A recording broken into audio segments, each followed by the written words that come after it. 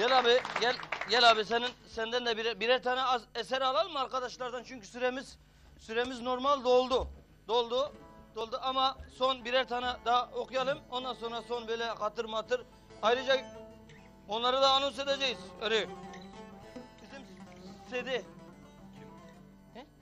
Urfalı. Hani Urfa. Tamam da Urfalı Mehmet. Urfalı Mehmet hani Urfa diye. Yani birbirine bağlı.